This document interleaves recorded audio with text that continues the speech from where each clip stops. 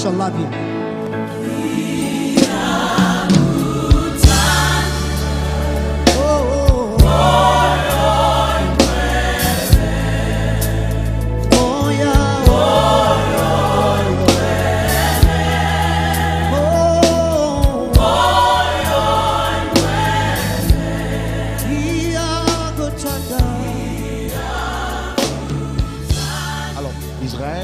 Sortir d'Égypte, vous connaissez l'histoire. Israël va traverser la mer Rouge. Israël va arriver aux eaux de Mara.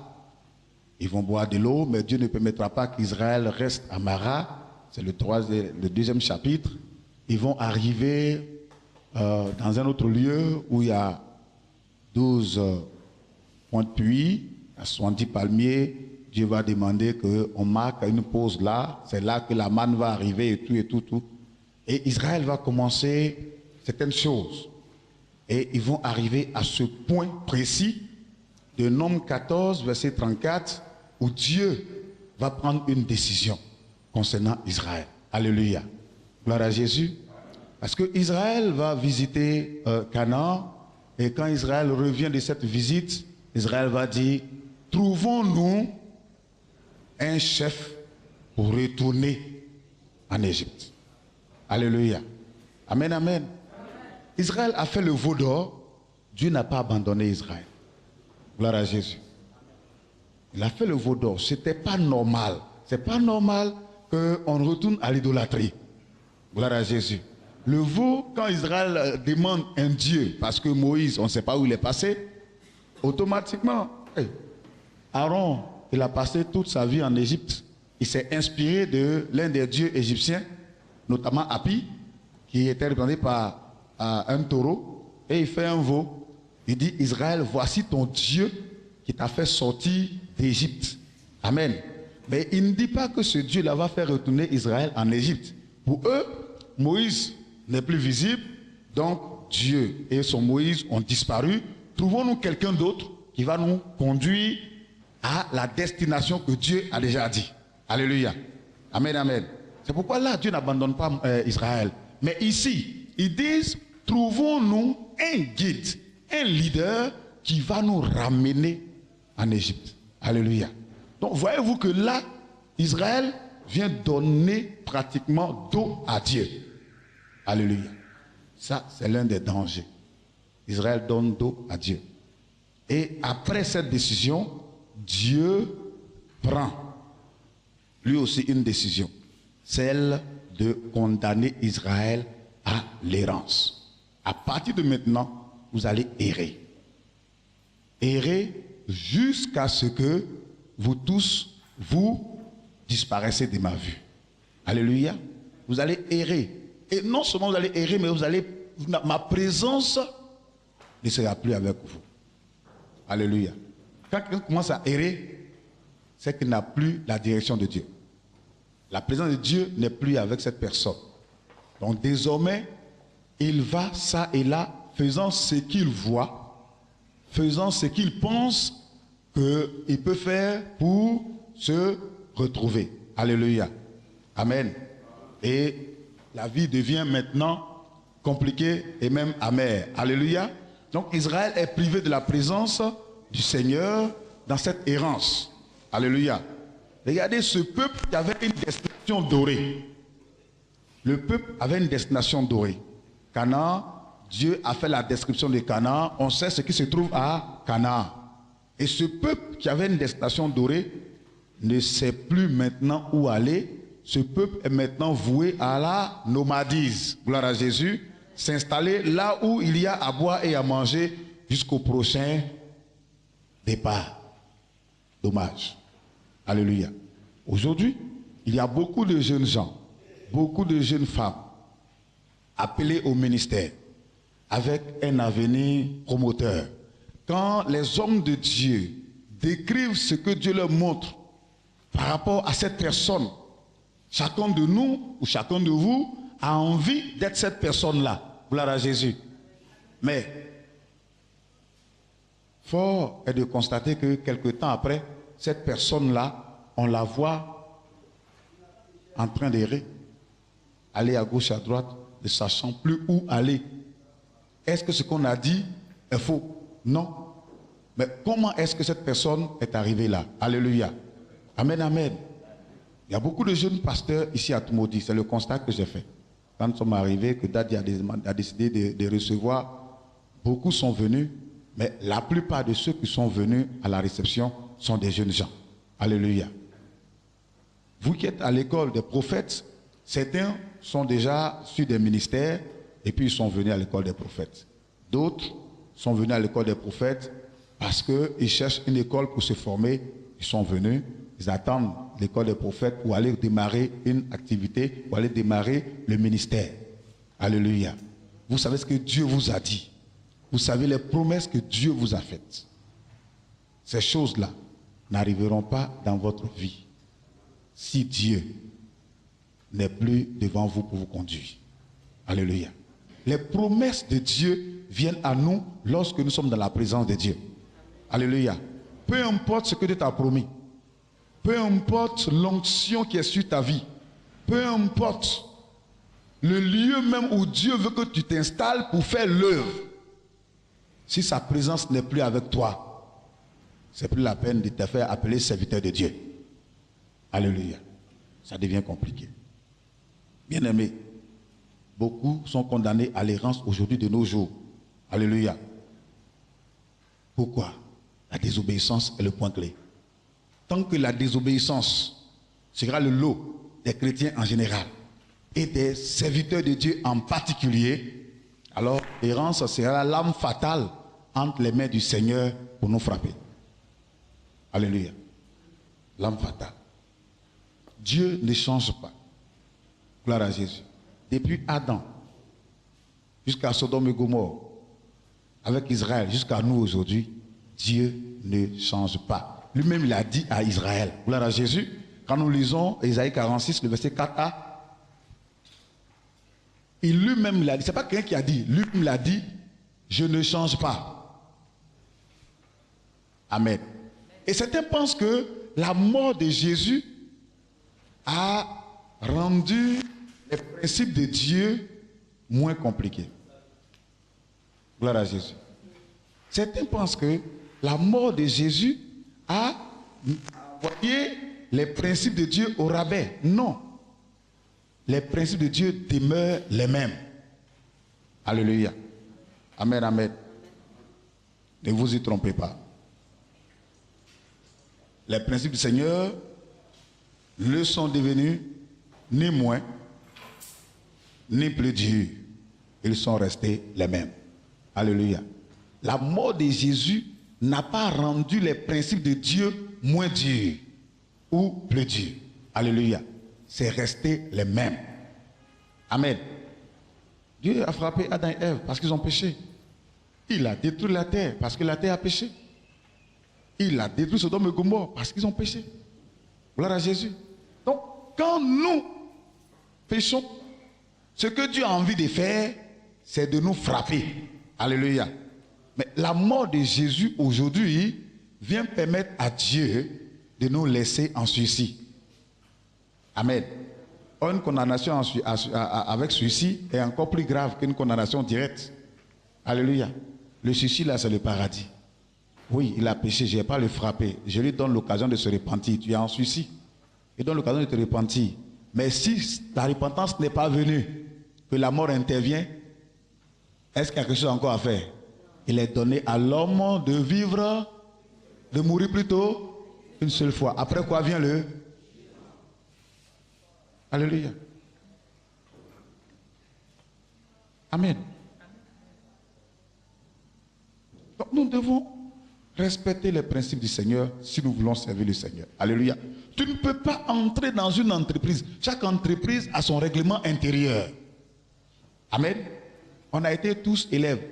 Avant, nous, à notre époque, là, à l'école primaire, le règlement intérieur est affiché dans la salle de classe. Même depuis le CP1. On ne savait pas lire. Mais le règlement intérieur de l'école est affiché là. Chaque élève sait ce qu'il doit faire. Donc ce n'est pas le Seigneur qui n'a pas un règlement intérieur. Alléluia. Il n'est pas rare de voir de nos jours des personnes destinées à un avenir doré errer partout. Alléluia.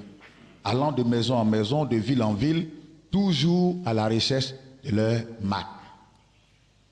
Amen. C'est eux qui cherchent toujours la face de Dieu. Toujours. Ils sont toujours en train de chercher la face de Dieu. L'an dernier, à la même époque, tu l'as rencontré et tu as dit cherche la face de Dieu. Il y a 2 ans, à la même époque, il est en train de chercher la face de Dieu. Cette année encore, à la même période, il est toujours à la recherche de la face de Dieu. Mais attends, pourquoi la face de Dieu t'est cachée? Amen. Pourquoi la face de Dieu t'est cachée? Pour que à tout moment, tu sois en train de la chercher. Alléluia. Le drame dans l'errance, bien-aimé, c'est que les condamnés ne cherchent jamais à se repentir. C'est le drame. Les condamnés ne cherchent jamais à se repentir, mais ils sont toujours en train de se justifier. Ils sont toujours en train de se justifier. Certains prennent cela pour une vision. Amen.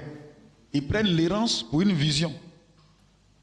Dieu ne m'a pas appelé à créer une œuvre. Il m'a appelé à enseigner les autres en passant. Voici leur vision.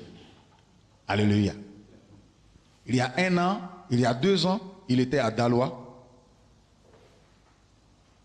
Et il n'a rien mis sur place.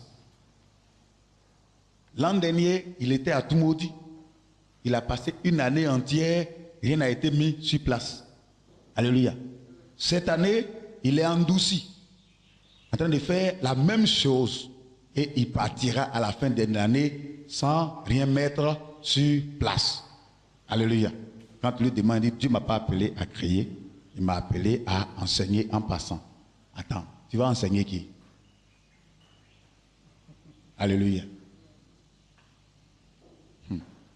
Alors, ils confondent le ministère itinérant et la nomadise. Ce n'est pas la même chose. Dis à ton voisin, ne confonds pas la nomadise au ministère itinérant. Dis-lui ça.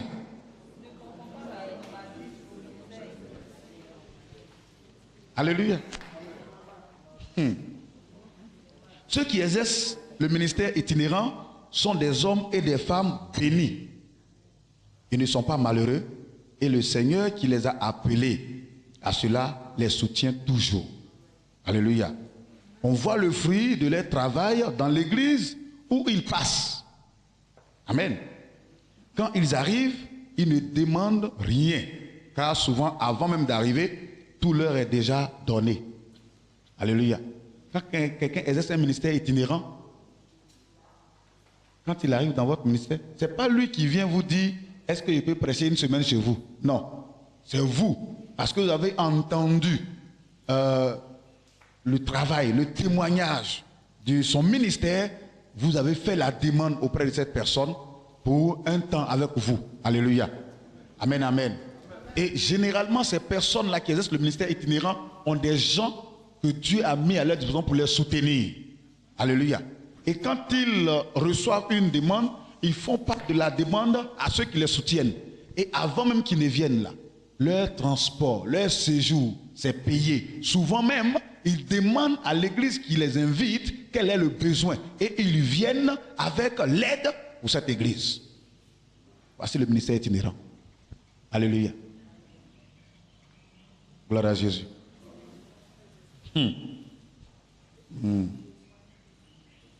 Quand ils arrivent, ils ne demandent rien. Alléluia. Et c'est souvent eux-mêmes, au contraire, qui viennent en aide aux assemblées, qui les reçoivent. Ils ne quémandent pas la prédication là où ils arrivent. Ils ne quémandent pas la prédication là où ils arrivent. Alléluia. Quant à l'errant, il vient supplier pour avoir un temps de prédication. Et la plupart du temps, il arrive avec un lot de problèmes à résoudre. Alléluia. Il arrive avec un lot de problèmes à résoudre. Homme frère, je ne peux pas intervenir chez toi la semaine dernière, la semaine prochaine. Quand il arrive, bon, je vais, la maison là, ça a doublé 2 mois quoi. À la maison, bon, actuellement, il n'y a rien à manger. Voilà. Il n'y a rien à manger et tout ça. Est-ce que. Donc, La prédication qu'il est venu faire là, en fait, il est venu faire trécler. Amen. Tu connais trécler là? Alors, il est venu faire trécler. C'est comme travail journalier plutôt. À la fin de la journée, il doit être payé pour répartir. Gloire à Jésus. Amen, amen. Bien-aimé, soyons sérieux. Le Seigneur est appelé à un ministère itinérant sans prendre soin de vous. Alléluia. Il ne peut pas vous appeler à cela sans prendre soin de vous. L'ouvrier mérite son salaire. Est-ce que tu sais que là où tu es assis, à tout le monde ici, tu as plein de propriétaires qui te réclament. Et puis ils t'ont attaché. Je vais ouvrir une parenthèse. C'est-à-dire, hier, je suis entré à 3h30, j'avais mal à la tête. Quand je suis allé me coucher, j'ai dit, tu vas venir, je vais rendre le témoin et puis je vais partir avec toi. Je suis allé me coucher. Il y a un gros camion qui est rempli de militaires. Et puis il y avait des gens qui avaient attrapé des personnes. Et puis on a mis le code sur le cou, comme esclavage là. Puis ils se sont attrapés, puis ils battent comme ça. Maintenant le gros camion venait, ceux qui conduisaient, c'était des militaires. Mais je ne sais pas qui était dans l'arrière du camion. Donc quand ils sont arrivés, c'était comme une expédition militaire. Donc ils sont descendus, c'est là, il a vu que tous ceux qui étaient dans le camion là, c'était des militaires. Et ils ont commencé à arroser tous ceux qui avaient attaché les gens là. Et après ça, il y a un autre camion qui est venu, lui carrément, il y a deux qui ont réussi à fuir. Et j'ai compris que c'est les deux géants que hier là, on n'avait pas pu terminer avec là. Ils ont commencé à fuir. Et il y a un militaire qui a pris son véhicule et il est parti comme ça. Et puis il allait la broyer les deux qui restaient là.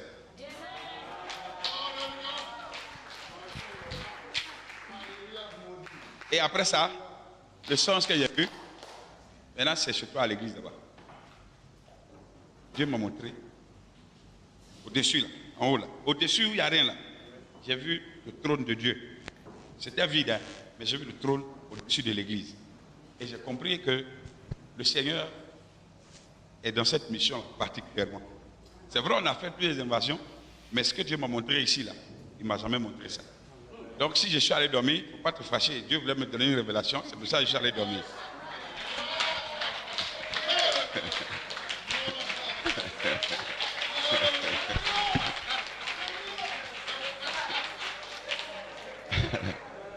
L'esprit des prophètes est soumis aux prophètes.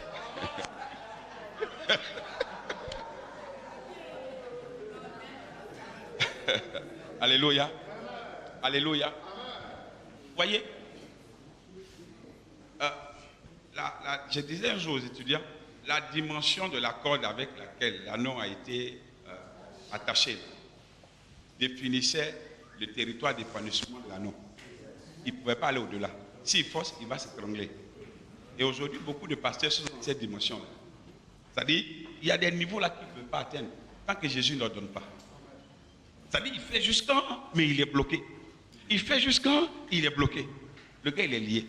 C'est pour ça qu'il a dit, allez-y dire, Jésus en a besoin. Il n'a pas dit, allez couper la corde. Il dit, allez dire, Jésus en a besoin. C'est eux-mêmes qui vont détacher. Vous savez, quand tu as l'onction là, l'ennemi travaille pour toi. Quand tu n'as pas l'onction là, tu transpires beaucoup. C'est pour ça que je viens de te dire, mon frère, toi qui sais à tout mot dit ou à l'intérieur, tu n'as pas besoin d'autre chose que de l'onction. Parce que, je te dis la vérité, l'ennemi respecte ceux qui sont oints. Parce que ceux qui sont oints, quand tu veux t'attaquer à eux, ils n'ont rien à dire, c'est le ciel qui travaille pour eux. On dit Isaac creuse un puits, on le chasse. On remblait le puits, on met le caillou, brique, tout ça. Il ne s'est jamais plaint, parce qu'il sait ce qu'il transporte. Il va encore ici. Quand il creuse un puits, il y a l'eau, on vient, on met. Les ennemis là, ils mettent. Au troisième puits là, on dit qu'il n'y avait plus personne pour mettre. Et c'était là son Rehoboth. Alléluia. Après ce passage-là, tu seras Rehoboth au nom de Jésus. Tu seras Rehoboth au nom de Jésus. Tu es dans la dimension de Rehoboth au nom de Jésus. Dieu te mettra au large au nom de Jésus-Christ. Dieu te mettra au large au nom de Jésus-Christ. Dieu te mettra au large au nom de Jésus-Christ. Mais ce qui est merveilleux, après l'étape de Rehoboth, tous ceux qui t'ont persécuté viennent tisser alliance avec toi. C'est ça qui est merveilleux. Alléluia. Donc tu n'es pas obligé de chercher à savoir qui ne t'aime pas. Mais quand ils viendront reconnaître qui tu es, tu auras la liste de tous ceux qui t'ont jamais aimé dans le secret. Et ça va t'arriver au nom de Jésus-Christ. Je dis ça va t'arriver de gré ou de force au nom de Jésus.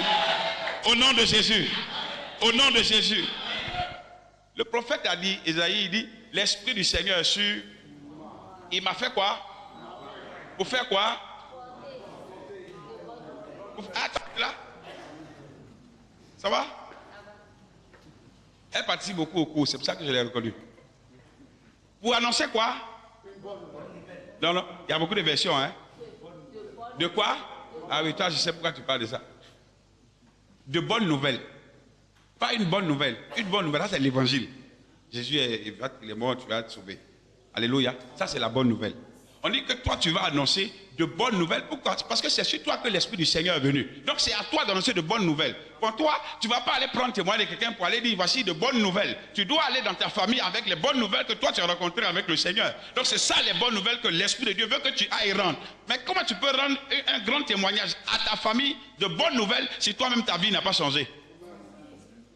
Puisque tu es censé annoncer de bonnes nouvelles aux malheureux. Mais si toi-même tu es malheureux, tu as dit quoi aux gens?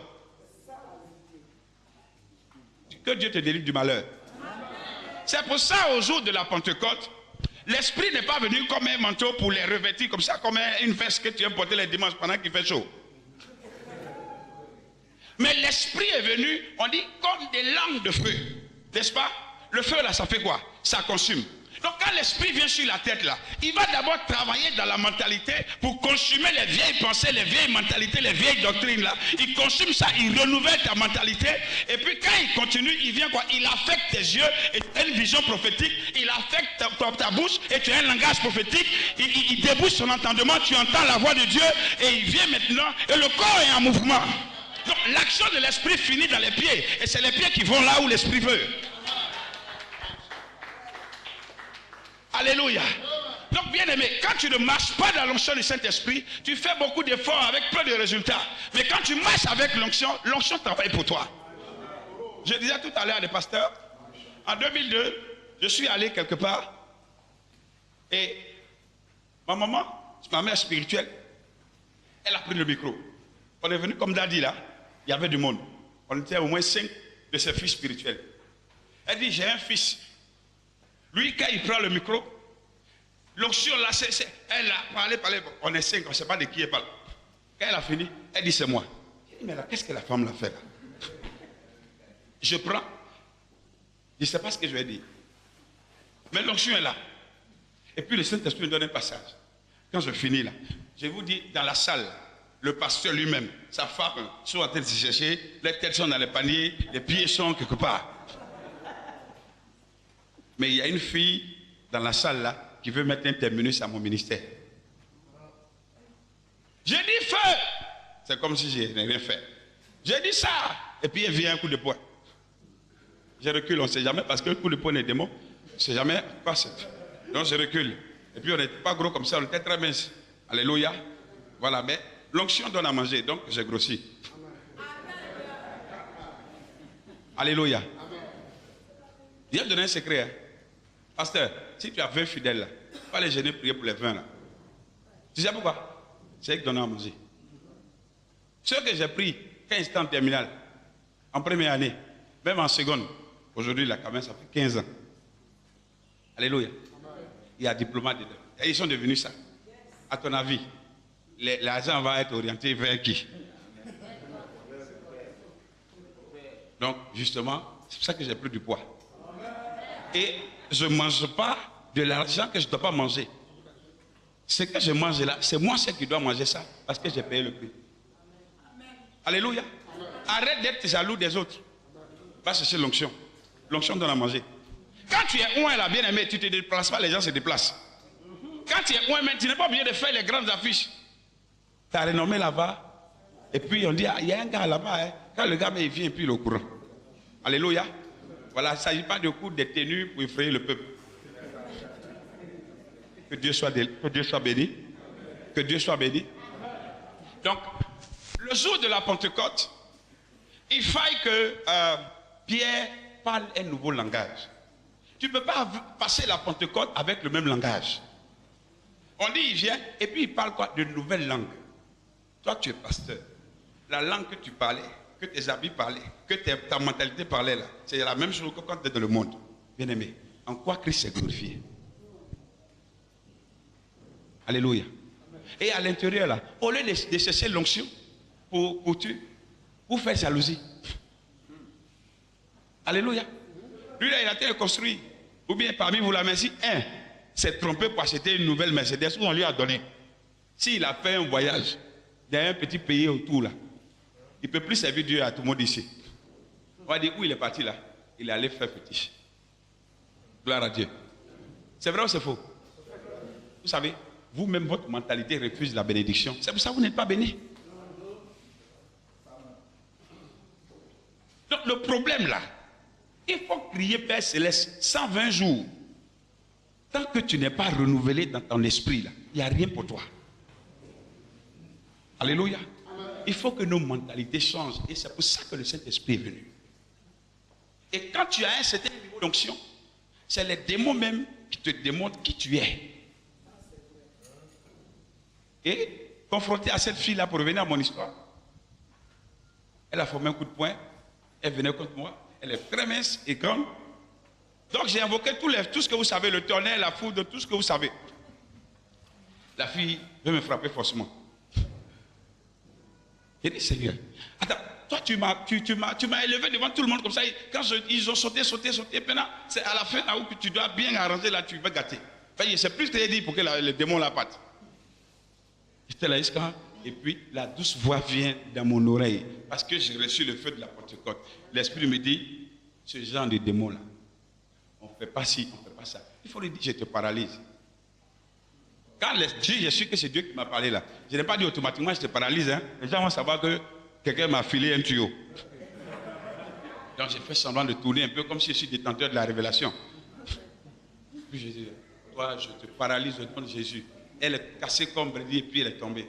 Puis je joue maintenant les champions. Je dis c'est moi qui ai l'onction.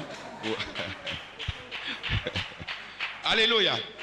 Le pasteur de l'église, sa femme, ses diacres, tout ça là, ils m'ont soulevé, ils m'ont mis sur le cou. Je n'étais pas lourd. Je ne pesais pas. Donc, les gars, ils courent, hein, moi, ils sont dans la joie et tout, et tout. Alléluia. Et Dieu me dit de dire à la fille, là, elle va aux États-Unis. La semaine prochaine. Aïe, États-Unis, voilà où bien. La semaine prochaine. Moi, je ne la connais pas. Et Dieu me dit, tu vas aller aux États-Unis. C'est là le pasteur même m'appelle, il me dit, son papa, sa maman sont aux États-Unis. Il y a l'hôtel, il doit partir, mais chaque fois, ça échoue. Maintenant, comme tu as parlé, là, peut-être que ça va tuer. Mais le mardi, là, elle a un rendez-vous, peut-être que ça va marcher. Elle est partie la semaine qui a suivi, effectivement. Est-ce que l'apôtre disait tout à l'heure, si Dieu n'a rien dit, il n'a rien dit. Mais s'il a dit, il a dit. Amen. Alléluia. Gloire à Dieu. Maintenant, pasteur, il y a quelque chose que tu fais qui énerve Dieu que je vais te dire avant de partir. Tu aimes trop faire pitié. Ça fait que même, quand on parle d'argent, ton cœur est façon. Ah, pasteur, si tu n'aimes pas donner là, tu vas souffrir, hein. Parce que bien ceux qui n'aiment pas donner là, c'est les hommes de Dieu. Si je parle de quelque chose, peut-être le directeur de l'école de Gagnon va s'en prendre à moi, mais il me connaît, il sait que moi j'ai dit tout. Je suis allé et puis une de leurs feuilles est tombée par inadvertance. Malheureusement, c'est tombé devant moi. Puis je regarde. J'ai vu 11, puis quelque chose. J'ai dit, ah, au front des pasteurs, 11 000 et quelques. Il dit, c'est petit. Il dit, non, il faut bien regarder. Je regarde bien. C'est 1150.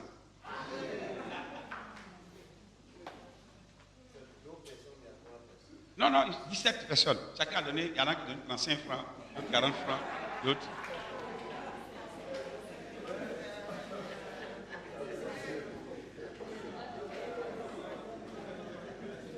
Alléluia. Gloire à Dieu. Je vous assure, les pasteurs, là, ils sont peintres. C'est pour ça. Le soleil aussi va vous limer. Alléluia. C'est ce que vous faites là. Moi particulièrement, c'est ce que je fais. C'est-à-dire, quand le Seigneur m'a enlevé dans mon travail, j'ai servi Dieu 1, 2, 3 jusqu'à aujourd'hui. Alléluia. Donc il n'y a rien que tu as vécu que moi je ne vis pas.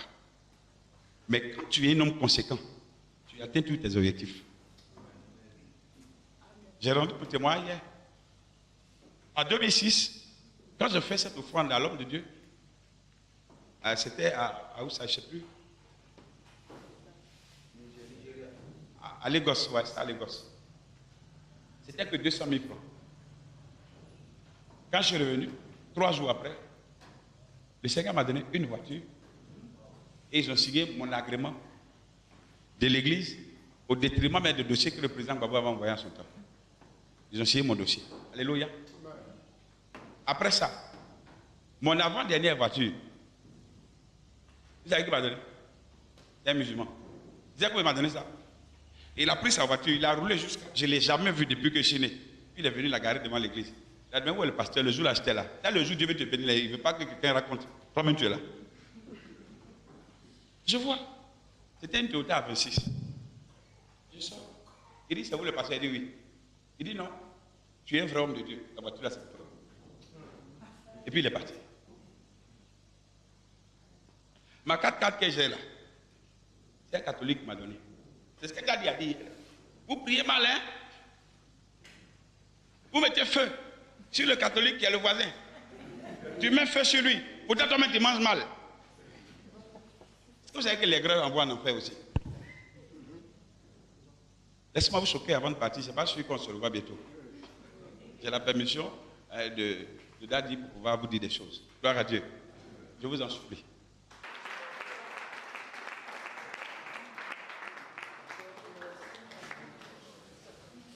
Est-ce que tu peux acclamer plus fort que ça?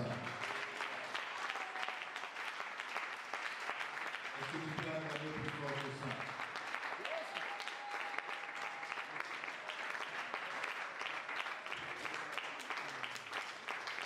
Amen. Que le Seigneur vous bénisse. Papa et moi, nous étions à Bénéville pour l'invasion apostolique. Et j'ai été vraiment surpris à la manière dont Dieu opère à ce programme-là. J'ai vu, mais Bénéville, ça m'a encore émerveillé. Quand on a fini la semaine qui suivait, j'étais obligé d'aller au Ghana pour organiser des funérailles internationales, quoi. Voilà. Et dès que je reviens, je vois que Benjerville est en train de subir une transformation. La voie principale, je me suis pris un jour en allant au temple, les gens sont là, il y a les matériaux qui sont là, et les ouvriers sont là. Mais que se passe-t-il ici? Donc j'ai dormi à l'église et je voulais faire comme d'habitude, venir à 6 h, rentrer à 6 h. Lorsque j'ai de rentrer à 6 h, d'abord pour avoir un baca c'est difficile. Quand j'ai trouvé un baca, j'arrive à la maison à 9 h. Embouteillage. Alléluia. Amen. Et il se passe depuis le temps. Mais vous voyez ce qu'on a dans les villes, de la montée, et fait que c'est jusqu'à Benjerville, la voie en train d'être agrandie. Hein? Ma fille est là, avec moi. La voie en train d'être agrandie. Le goudron a été lavé, vous pouvez changer. Toute la voie est en train d'être éclairée. Alléluia. Amen. Alléluia. Amen. Tu peux comprendre comment Dieu réagit rapidement. Amen. C'est vrai, quelqu'un est en train de dire, mais maman, Madame Ouattara va inaugurer son hôpital, pour cela elle est en train d'aller à Bézéville. Il dit, c'est vrai. Madame Ouattara a souhaité cela, mais pour que la décision soit prise, pour que l'arrêté soit signé, il fallait que le ciel accorde. Rendons gloire à Dieu. Il a dit tout à l'heure quelque chose. Nous, les hommes de Dieu, c'est nous qui trouvons des raisonnements, des explications à ce qui se fait. Hein? On donne la gloire des hommes, pas à Dieu. Il dit, mon frère, tu te rappelles ce qui s'est passé ici, là, non? Il dit, oui. Pourquoi? C'est peut-être quelques jours après. Madame Ouattara qui aurait pu faire ça avant. Mais je pense que le dossier est bloqué quelque part. Il dit, hey, tu as raison, hein? Ça, tu as raison, hein? Donnons gloire à Dieu. Il dit, repens-toi. C'est pour dire quoi? Attendez-vous à voir son maudit changer. 1 Corinthiens 2, 1 à 5. Il dit, pour moi, frère, lorsque je suis allé chez vous, ce n'est pas avec une supériorité de langage ou de sagesse que je suis allé vous annoncer le témoignage de Dieu.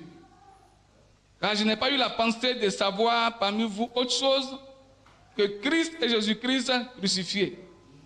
Moi-même, j'étais auprès de vous dans un état de faiblesse, de crainte et de grand tremblement.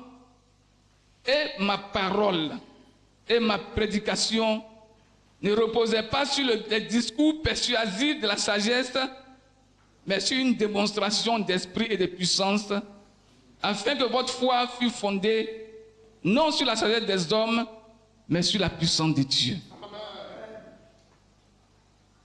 Alléluia. Amen.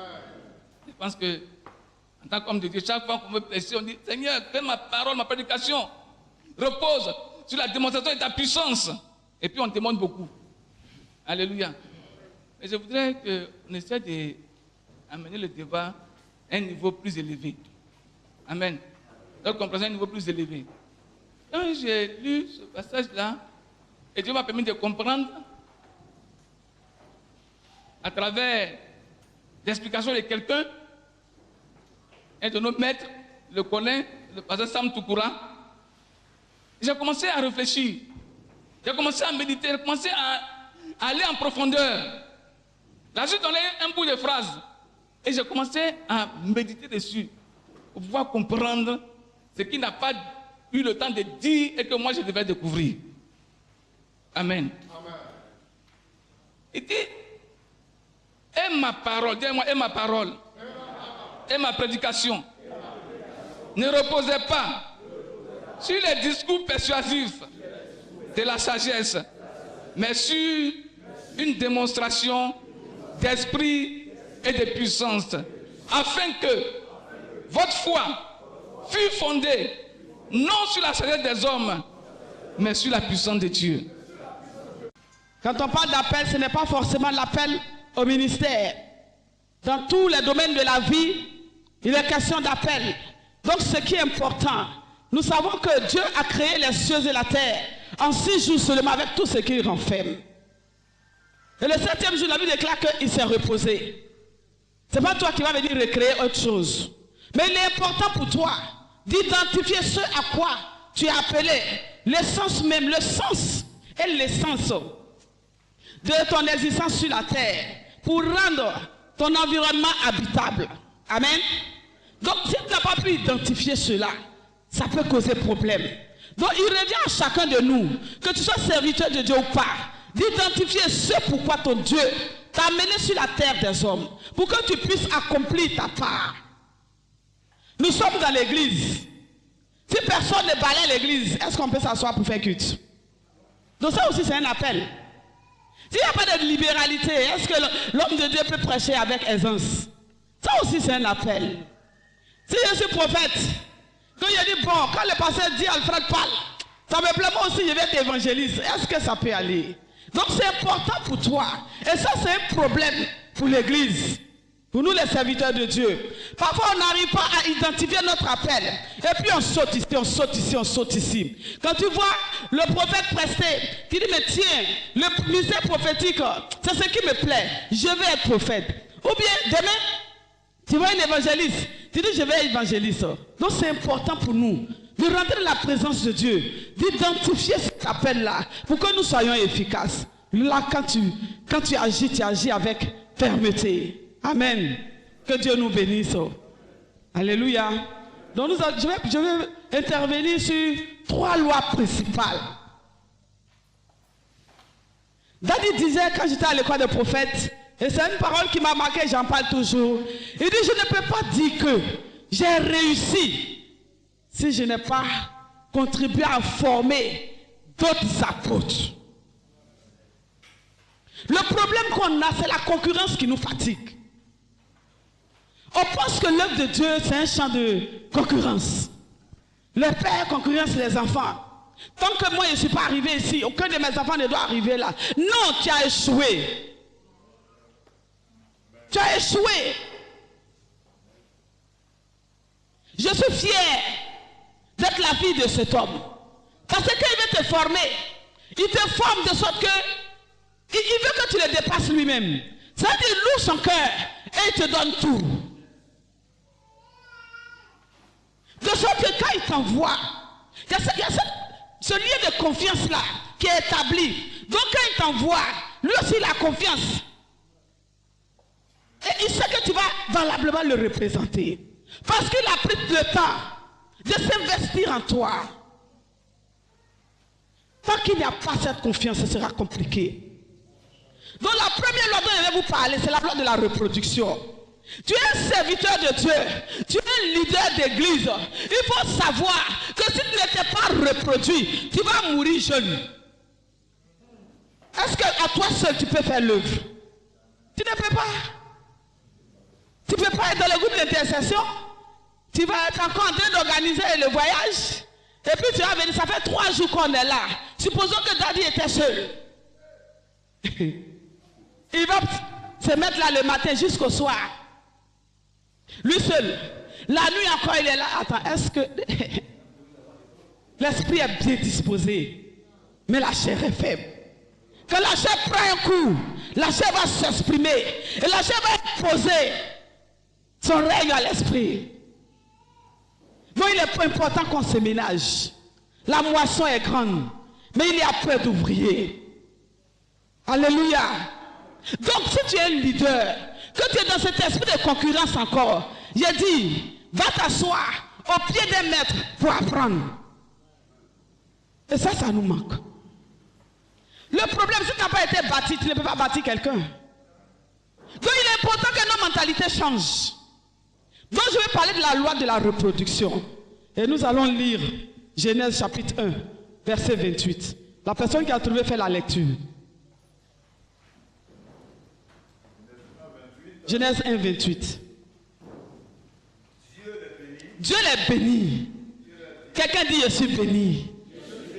Et leur dit, soyez féconds, multipliez et remplissez la terre et la sujettissez et dominez sur les poissons, les oiseaux du ciel et sur tout animal qui se meut sur la terre. Ça veut dire que la domination ne viendra que lorsqu'on se sera reproduit. Nous sommes dans les quartiers. Parfois tu viens, moi ils sont au 4e étage. Tu viens les bagages. Ça va que c'est les camarades de tes enfants qui courent. Ils viennent, ah maman, bon, si tu n'as pas d'enfant là, c'est compliqué. Je parle aux mamans, je parle au papa. Si il ne se reconnaît pas en ton enfant, il te regarde passer. Mais quelqu'un va courir parce que tiens, c'est la maman de ma camarade, c'est la maman de mon camarade. Est-ce que vous voyez un peu? Donc la loi de la reproduction, c'est une loi qui est très indispensable. Donc dans l'œuvre de Dieu, on a besoin de se reproduire. Ça veut dire qu'on prend du temps pour s'investir dans ce que Dieu nous a donné. Ce n'est pas une concurrence. Si tu veux réfléchir avec cette mentalité, tu seras seul. Mais si tu es seul, tu n'auras pas de portée. Amen. On a été formés. Aujourd'hui, l'homme de Dieu, il a pris de l'âge. On dit, il y a une école à Gagnon, il y a une école à Daloa, mais qui va là-bas? C'est lui seul. Il devait faire tout ça là. Vraiment, je ne pense pas qu'il a dit, mais les gens ne m'aiment pas. Alléluia. Alléluia. Que Dieu nous bénisse. Donc, quand on parle de reproduction, c'est synonyme de répétition. Répétition. C'est synonyme d'imitation. C'est synonyme de transport. L'école des prophètes est à Abidjan. Aujourd'hui, l'école des prophètes est à Gagnoa. L'école des prophètes est à Daloa. Par cette reproduction, on a transporté. Parce que David ne s'est pas assis pour dire moi seul je suffis. J'ai le monopole de la connaissance. Et je dois garder cette connaissance-là pour moi seul. Il a accepté de reproduire des petits dadis comme lui. Alléluia. Des daditons. Et l'école fonctionne à Abidjan. À un moment donné, pendant la SIPA ou pendant les évasions apostoliques, les hommes de Dieu voient le besoin de rapprocher cette école-là d'eux-mêmes. Mais s'il n'y a pas de personnes ressources, est-ce que ça peut marcher? Non. dont l'école a dû se transporter. Parce qu'il y a quelque chose qui a été semé dans la vie des hommes et des femmes qui côtoient la vie du prophète tous les jours. Donc, l'école a été transportée à Daloa et à Gagnoa. Je ne sais pas vos attentes. Alléluia. Amen. Dans l'acclame le Seigneur. Déborah la prophétesse. Voici une femme. Au moment où personne ne considérait la femme en Israël, Dieu va susciter une femme. C'est le temps des juges. Dieu va susciter une femme. La positionner sur son peuple sacré. Aujourd'hui, d'autres continuent de dire le ministère de la femme est diabolique. Bon, d'accord. Ça ne regarde que toi, ça n'engage que toi.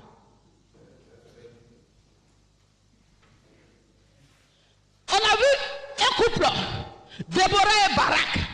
Je ne sais pas dans quel état d'esprit Barak travaillait avec Déborah. Ça veut dire qu'il était avec Déborah, mais il n'épousait pas trop la vision de Déborah. De sorte que la prophétesse, elle a joué son rôle. Elle était à son poste. La Bible déclare qu'elle était assise sous le palmier de Déborah. Parce qu'elle était à son poste. La révélation est revenue. Elle a reçu parce qu'elle était à son poste. Elle est sortie de l'hôtel. Elle est venue dire au chef d'état-major, aujourd'hui là, c'est pour toi. J'ai fait mon rôle. C'est ton rôle à toi que tu dois jouer. Lève-toi et va. Mais puisque Barak, il n'était pas dans la même vision que Déborah. Il dit, Déborah, je sais que tu es prophétesse, tu es servante de l'Éternel. Je sais que Dieu te parle. Mais ta prophétie, ça là, vraiment, je ne suis pas prête. Si tu ne vas pas sur le champ de bataille avec moi, je n'irai pas. Chacun a son rôle. Tu veux qu'elle quitte son poste pour aller à toi ton poste. Déborah va tout faire. Barak dit, j'ai dit, si tu ne bouges pas, je ne vais pas bouger. Elle dit, ok. Elle dit, ok, je vais partir avec toi. Mais c'est une femme qui va avoir la gloire. Alléluia. Acclamez les femmes. La Bible dit quoi? Que Déborah, quand elle était assise sous son palmier de Déborah, les gens venaient, les hommes venaient, les femmes venaient, les enfants venaient. Elle les jugeait, elle les instruisait, elle les formait. Alléluia. Et la formation, c'est important. Tu n'étais pas connecté à quelqu'un. Comment il peut te communiquer son savoir? Comment il peut te transférer son onction? Comment il peut te donner quelque chose? Parce que les gens, de cette manière-là, se connectaient à Déborah. Alors, Déborah les a enseignés. Il y a eu la loi de la connexion. Et puis, il y a eu la loi du transfert. Elle a transféré son audace. Elle a transféré son courage. Elle a transféré sa vie de consécration à des femmes. Et Déborah va se reproduire dans les femmes en Israël. Et c'est une femme dont on ignorait le nom parce qu'elle était dans le secret, elle était dans le calme. Et personne ne la considérait, mais elle savait ce qu'elle faisait. Elle a compris qu'il y avait des lois. Quand on parle de loi, c'est quelque chose qu'on ne peut pas changer comme ça. C'est quelque chose, quand c'est établi, c'est établi. Il n'y a pas de demi-mesure. Donc, peut-être de loin, dans le secret, elle s'est connectée. Elle a compris qu'il y avait une loi de la connexion. Donc, elle s'est connectée à Déborah. Elle savait qu'en se connectant, il y avait quelque chose, un transfert. Et elle s'est assise patiemment. Quand Déborah enseignait, elle prenait ce qu'elle avait de prendre. Elle recevait, elle recevait. Et quelque chose s'est passé de sa femme ville, de son état de femme ville sans importance. Quelque chose s'est passé. Déborah s'est reproduit dans cette femme. De sorte que là où c'est le chef d'état-major qui devait tuer Sisera, c'est une femme du nom de Jaël en Israël qui va tuer. Est-ce que la femme n'a pas eu la gloire? C'est important pour toi d'être dans la vision. Galate dit, il ne fait exception de personne. Il n'y a plus ni homme ni femme. Alléluia. Elle a compris ça. Là où les hommes ont démissionné, la femme dit, mais tiens, cette femme, non, j'ai de l'admiration pour elle, je vais être comme elle. Alléluia. La loi du transfert. On a vu Paul et ses enfants spirituels. Il dit, prends les jeunes, forme les jeunes, prends les anciens, prends les diacres, Il a donné des instructions à ses enfants spirituels. Parce qu'il savait que lui, Paul seul, le champ missionnaire était assez vaste. Tantôt il est à Corinthe, tantôt il est à Éphèse, tantôt il est à Galatie. Est-ce que lui seul, il pouvait faire tout ça? Donc quand il va quelque part, une famille se reproduit. Il laisse des petits Paul et puis il avance. Il arrive en Éphèse, il laisse des petits Paul là-bas aussi. Et puis le royaume a commencé à croître. Ça ne sert à rien de multiplier les champs missionnaires si tu n'as pas pris le temps de t'investir dans ceux-là même que Dieu t'a donné. Si tu n'as pas pris le temps de former les gens. Le problème c'est ça. On ne s'investit pas dans les gens. Ça veut dire quoi? Vous êtes ensemble. Il a sa vision. Il n'a pas réussi à changer son caractère. Il n'a pas réussi à le travailler au corps. Il n'a pas réussi à te connecter à lui réellement. Pour lui transférer des choses. Pour te reproduire en lui. De sorte que quand tu les regardes, tu dis ouais, moi-même je suis fier. Ça, c'est un petit daddy. Alléluia. Est-ce que tu peux acclamer le Seigneur? Amen. Veuillez vous asseoir. Ça va? On continue ou on arrête? Moi, je suis fatigué. Et Jésus-Christ de Nazareth. Oh, son nom est grand, son nom est puissant, son nom est glorieux, son nom fait tomber les montagnes, son nom enlève les écailles des yeux. Il est le Dieu souverain. Oh, il est bon d'être dans sa présence. Jésus est son nom. Alléluia. Est-ce qu'on peut s'asseoir dans le nom puissant de Jésus-Christ de Nazareth? Alors, ce soir, je voudrais saluer la présence du Père et saluer la présence de l'équipe, saluer la présence de tous les pasteurs de Toumoudi. Nous vous aimons au nom de Jésus et saluer tout le peuple de Dieu. Et cet après-midi, je voudrais parler de nos fondements. C'est un peu bizarre, hein? Fondement, c'est quoi? Aujourd'hui, nous sommes devenus chrétiens. Il y a longtemps, nous avons donné notre vie à Jésus. Mais il s'avère que rien ne va dans notre vie. On se pose beaucoup de questions. Mais qu'est-ce que c'est? Pourquoi? Mais je donnais ma vie à Jésus. On dit de faire délivrance. J'ai fait délivrance. Mais rien ne va. Le mari que j'attends ne vient pas. J'ai prié jusqu'à... Tous mes cheveux sont devenus blancs. Mes amis, quelque chose ne va pas. Alléluia. Donc on est là, on est perturbé et il y a beaucoup qui ont commencé à trouver des raccourcis pour aller marier un musulman. Parce que si Dieu n'a pas prévu un mari chrétien pour moi, mais j'irai prendre un mari musulman. Et donc voici, il y a des égarements. Mais la Bible dit que mon peuple périt parce qu'il lui manque la connaissance. Amen. Et le psaume 11 verset 3 qui nous dit, quand les fondements sont renversés, le juste que ferait-il? Donc nous allons savoir qu'est-ce que c'est d'abord les fondements et puis on va voir qu'est-ce qui est dans les fondements. Amen. Alors, le mot fondement vient du mot yasalt qui veut dire attacher solidement, poser fermement. C'est-à-dire, sur cette maison, avant de construire cette maison, nous avons posé un background, c'est-à-dire le sous-bassement, et c'est ce qui permet à cet édifice de pouvoir être solide, n'est-ce pas? Et de se tenir, lorsqu'il y a des vents et marées, cette maison ne peut pas s'écrouler. Amen. Il est ainsi pour l'homme. Lorsque votre background n'est pas solide, ou bien c'est mal posé, ou bien c'est posé sur une force, c'est-à-dire un trou, finalement, quand il y a des intempéries, ça peut s'écrouler. Amen. Alors, dans la vie de l'homme, il y a 4 types de fondements. Nous allons voir les implications d'abord et ensuite la typologie. Donc, lorsque nous prenons le livre de Ézéchiel 16 à partir du verset 1, la Bible nous dit que à ta naissance, tu es du pays de Canaan. Ton père était un Amorien et ta mère une Étienne. Donc le Seigneur parlait comme ça à Jérusalem. Papa, comment vous vous appelez? Venez. Vous vous appelez Tochi. Et vous êtes d'où? Votre papa vient d'où? Votre papa vient de Yamsokro et votre maman de Gagnoua. Donc voici un bété et puis un baoulé. Et il s'appelle Tochi, n'est-ce pas? Ok, donc Tochi est égal à la somme des adorations de Yamsokro, de son village, et à la somme des adorations de Gagnoua. Amen.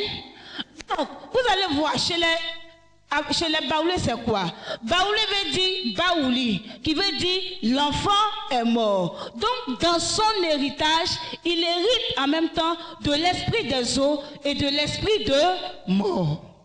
Chez les bétés, on a une alliance avec la mort chez les bétés.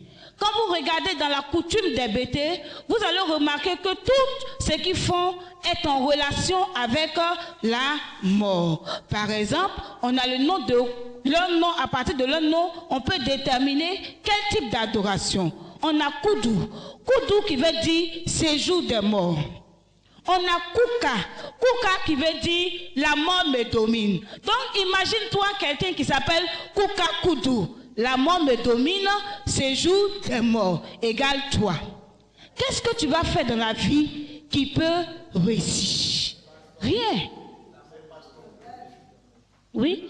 Et c'est un pasteur qui était à l'école des prophètes. Et lorsque j'ai touché à cela, il a changé de nom aujourd'hui. Il s'appelle le pasteur Djokwa. Et Djokwa veut dire pasteur vie. Et depuis, son ministère a connu un envol. Alléluia. Alors, l'explication de votre nom, à travers l'explication de votre nom, on peut savoir quel est votre avenir. J'ai eu un monsieur à l'école de délivrance. Quand j'ai vu cet homme, il était vraiment très imposant de taille. Quand je l'ai vu, j'ai dit, parce que de taille, il me domine, franchement. Donc quand je l'ai vu, j'ai dit, mais ce monsieur, c'est un militaire. Ça, je suis sûr qu'il est militaire. Et on a commencé à faire le cours sur le nom et je lui ai demandé, monsieur, quel est votre nom? Il m'a dit son nom. Finalement, je ne voyais pas. Je lui ai dit, quel travail vous faites? Il dit qu'il est chauffeur. J'ai dit, mais le nom que vous portez, c'est le nom de qui? Il dit non, que c'est le nom de son grand-père. Quel est le travail de ton grand-père? Il dit, mon grand-père est chauffeur. Pour dire que le nom que tu portes, le fondement, ton nom peut être un fondement qui va déterminer comment tu vas vivre. Ton futur, ton nom va déterminer, ou bien ton fondement va déterminer ta carrière. Mes amis, mon nom à l'état civil, je m'appelle Kwadjo Adjoa Solange. Kwadjo, qui veut dire né mardi. Adjoa, qui veut dire né mardi. Mon père est né mardi, moi je suis né mardi. Regarde, mon père était secrétaire administratif. J'ai fait de hautes études, mais je suis secrétaire de direction. Alléluia. Donc tout ce que je fais partout où je passe, on dit tu es secrétaire. J'ai dit non, je refuse. Je ne veux pas continuer à faire des secrétariats. Parce que mon père était secrétaire, moi je dois devenir secrétaire, partout secrétaire. Mais Dieu qui m'a envoyé dans le ministère Lève-toi Afrique m'a délivré parce que maintenant je suis attaché. Alléluia. Imagine, dans ta famille, la maladie qui a tué ton père peut être cette même maladie qui va te tuer. La limitation de ta maman peut être tes limitations. Le niveau où ta maman est arrivée, ce niveau-là, toi tu ne peux pas soit dépasser ce niveau. Parce que le fondement te contrôle. Amen. Donc, nous avons l'héritage. Dans l'héritage, tu as hérité de tes parents, de toutes leurs adorations. C'est-à-dire, avant même que tu ne naisses, tout ce qu'ils ont fait avant toi, tu as hérité de cela. La Bible nous dit dans le livre d'Hébreux que Lévi, il n'était pas encore né, mais il était dans le règne de son grand-père. Amen. Et il perçoit la dîme parce qu'il avait déjà payé cette dîme-là depuis Abraham. Pourtant, pour trouver Lévi, il fallait trouver Abraham, ensuite qui? Isaac, et puis qui? Jacob, avant de trouver Lévi. Lévi n'était même pas encore né. Donc nous allons prendre le livre de Josué 24, verset 27. Quelqu'un va lire ça très rapidement.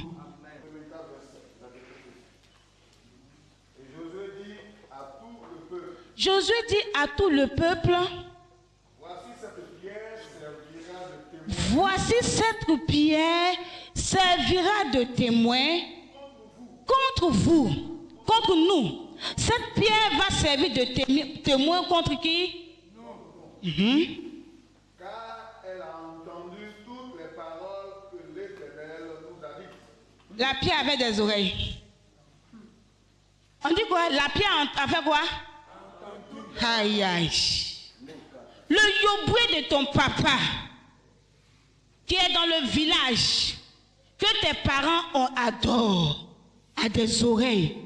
Et à ce yoboué là, ton grand-père avait dit que les enfants que toute ma descendance, que personne ne puisse dépasser le cap de Siem 2. Je ne voudrais pas que mes enfants, ni les enfants de mes enfants, puissent aller dans le pays des Blancs. Bien-aimé, tu as évolué jusqu'à, mais tu ne peux jamais obtenir une seule mission pour sortir du pays. Parce que le yoboué de ta famille est témoin contre toi. C'est contre nous. Elle servira de témoin contre vous, afin que vous ne soyez pas infidèles à votre Dieu. L'arbre sous lequel il y a des adorations, où on fait des libations chaque jour, est témoin contre toi. Alléluia. La Bible dit que la terre a ouvert sa bouche pour recevoir le sang d'Abel. Et la Bible dit dans le livre de Genèse 4, verset 11, que le sang d'Abel crie de la terre jusqu'à Dieu. Dans nos villages, surtout les baoulés, on va tuer un poulet et puis on va donner ça à la terre. Assied, bladi. Assied, bladi. Et quand le poulet fait papa et il se couche sur le dos, wadio, wadio, wadio. Ah, la terre a accepté le poulet. Mais la terre est témoin contre vous. La Bible déclare, dans le livre de Romains 8, verset 19, que la création attend-elle avec un ardent désir la révélation des fils de Dieu, parce que la création a été soumise à la vanité, non pas de son gré, mais de la volonté de celui qui l'y a soumise, avec l'espérance qu'elle aussi prendra part, oui, à la libération des enfants de Dieu. C'est la raison pour laquelle aujourd'hui nous sommes à Tumoti. Alléluia. Car la terre de Tumoti a besoin de la délivrance. La terre de Tumoti a besoin de la révélation des fils de Dieu.